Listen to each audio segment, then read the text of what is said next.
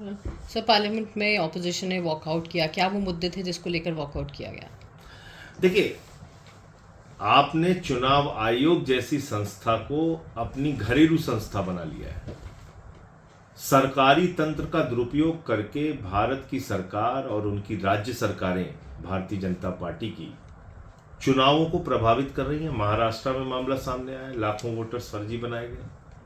हरियाणा में मामला सामने आया, लाखों वोटर्स का हेर फेर हुआ।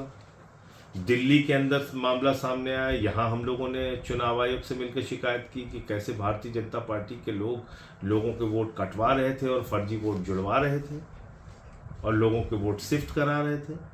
एक तो और घोटाला हुआ है। अभी हमारे बवाना के विधायक जो थे, जिनके जो इस बार चुनाव हार गए, तो उन्होंने बताया कि भारी संख्या में उनके यहाँ एक बूथ के वोटर दूसरे बूथ पे शिफ्ट कर दिए गए।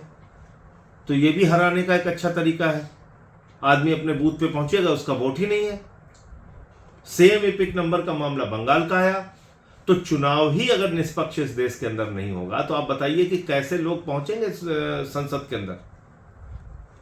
तो संसद और विधानसभाओं में जो भारतीय जनता पार्टी से जुड़े हुए लोग होंगे, जो इस चुनावी घोटाले की प्रक्रिया से जीत के आएंगे, वही पहुंचेंगे। इसलिए आज हम लोगों ने सदन में मांग की कि भाई इस विषय पे चर्चा कराई जाए। सरकार भाग गई इसको। दूसरा विषय मैंने उठाया था कि 94 लाख करोड़ रुपए शेयर बाजार में पिछले 5 महीने में इस देश के करोड़ों लोगों का डूब गया, उसके बारे में चर्चा कराई जाए। सरकार भाग गई। तीसरा मुद्दा हम लोगों ने उठाया कि भाई डिलिमिटेशन में साउथ के राज्यों के तरफ अन्याय नहीं होना चाहिए, उनकी सीटें कम नहीं होनी चाहिए। तो उस पर भी सरकार कुछ बोलने के लिए तैयार नहीं है। तो मेरा ये कहना है कि आज भारत एकजुट है, तो उसके पीछे की सबसे बड़ी वजह यह है कि हम विविधता में एकता वाले देश हैं।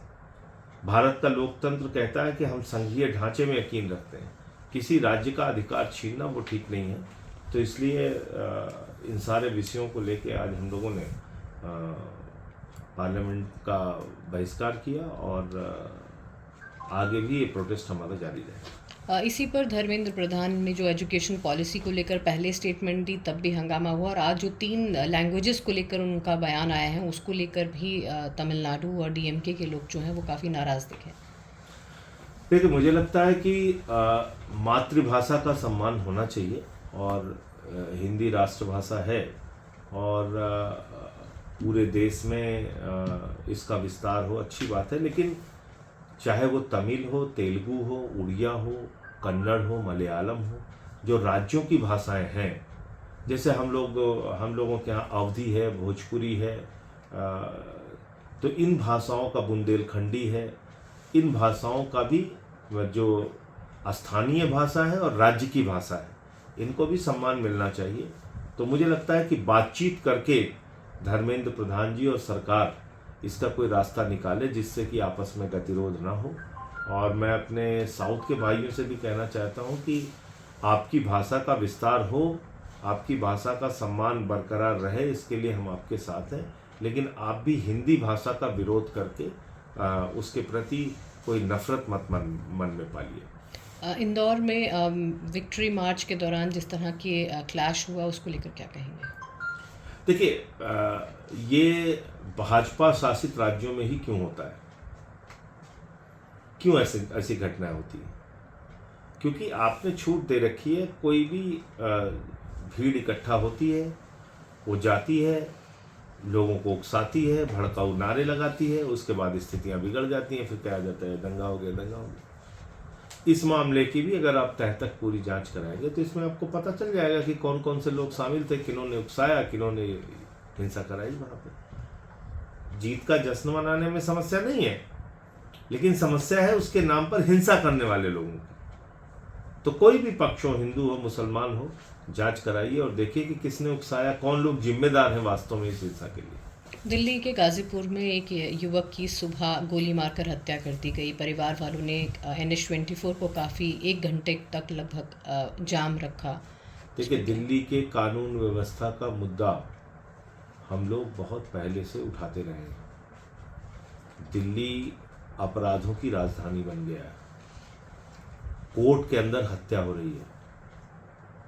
दिल्ली में गैंग वॉर हो रहे हैं सड़कों पे। महिलाओं के साथ बलात्कार करके और उनको घसीटा जा रहा है सड़कों पे। तो दिल्ली जो है वो भारतीय जनता पार्टी और गृह मंत्री अमित शाह जी के नेतृत्व में सुरक्षित नहीं है।